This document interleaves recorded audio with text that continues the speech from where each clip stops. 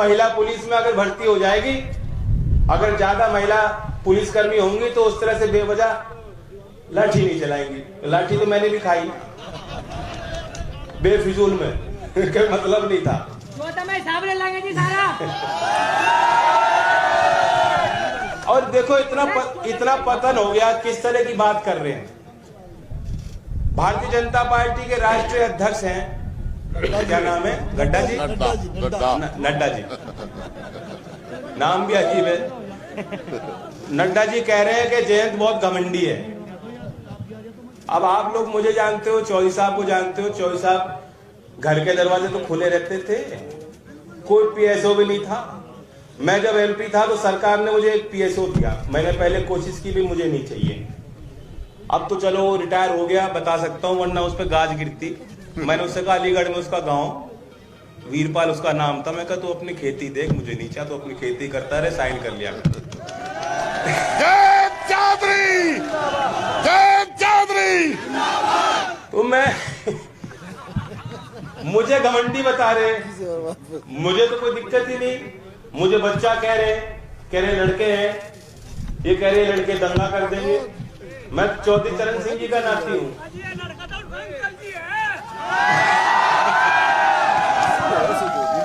मैं किसान परिवार से हूँ।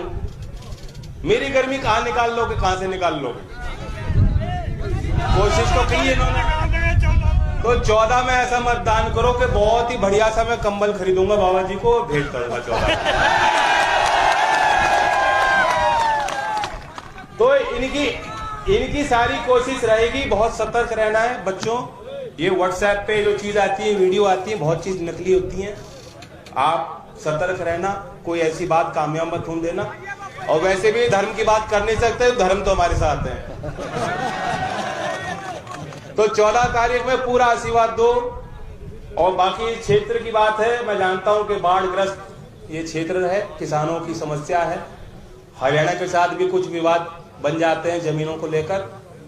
हमारी सरकार बनेगी तो हम उस ओर ध्यान देंगे कि मालिकाना हक यहाँ के किसानों को, स्वामित्व आपका रहे।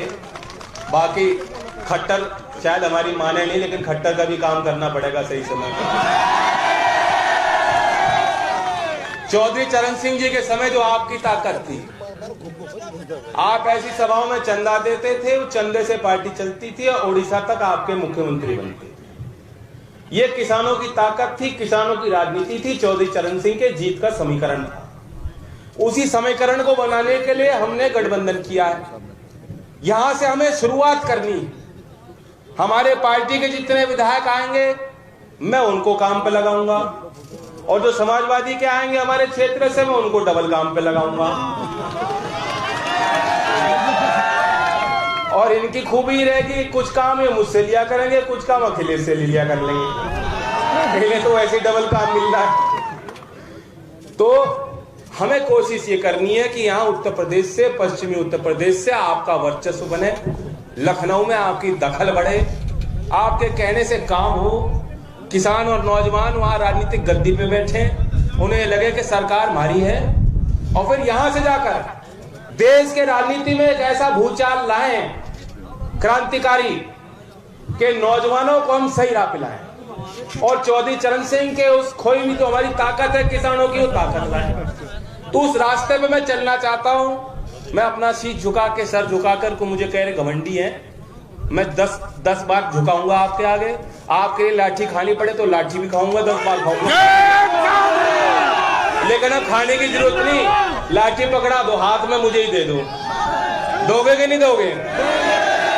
धन्यवाद। जय हिंद, जय भारत। बात बदले की नहीं है, मैं सिर्फ इतना कहना चाहती हूँ, अगर अन्याय हो रहा है, हमारे बीच किसी परिवार के साथ अन्याय हो रहा है, किसी बच्चे पे अत्याचार हो रहा है, तो क्या अगर हमारा कोई आदमी वहां जाकर उसका हाल पूछना चाहता है तो उसने क्या गलत किया? क्या मतलब था मेरे पति पे इतनी लाठियां बरसाने का? गुंडा है वो, मवाली है, क्या गलत किया था जयंत चौधरी ने? ठीक है, आप प्रशासन हैं, आप सरकार हैं, आपका मन चाहा तो आपने उन पे लाठियां बरसा दी, लेकिन मुझे पूरा भरोसा है कि उन लाठियों का पूरा हिसाब पश्चिम उत्तर प्रदेश आपको देगा। आप लाठियां बरसाते जाइए, लेकिन जयंत चौधरी की आवाज को आप नहीं दबा सकते। जब जब अन्याय होगा, आपने लखीमपुर में भी देखा था, उन्होंने पूरा जोर लगाया, लेकिन जयंत चौधरी ने ठान ली थी कि मैं सुबह चला, जब चला मैं वहां पहुंच के रहूंगा, और जयंत चौधरी वहां पहुंच के रहे थे। जिस तरीके से लखीमपुर में जो हादसा हुआ, उसके बावजूद आपने उस गुनहगार के पिता को अपने बगल में बिठा के रखा। आज तक वो मंत्रिमंडल का हिस्सा है।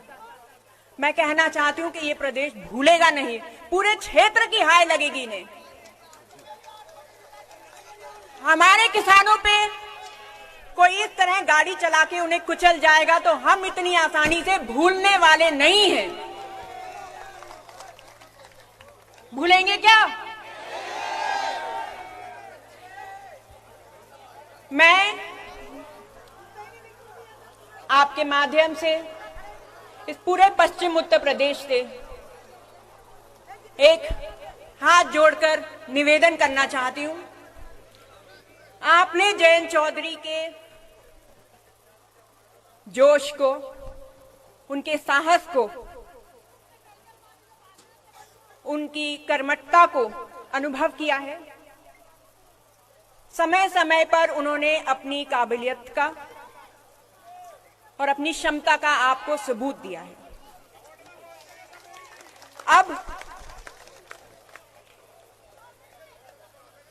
अब फैसला आपको लेना है।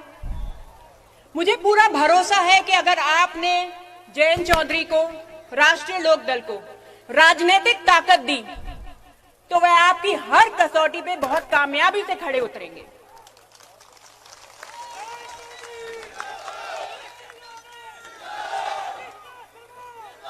देखिए, अब चौधरी साहब हमारे बीच में नहीं रहे, लेकिन अगर आपका प्यार मिलता रहा, आपका आशीर्वाद मिलता रहा, तो कभी भी हम अपने आप को अकेला नहीं महसूस करेंगे। बहुत बहुत धन्यवाद।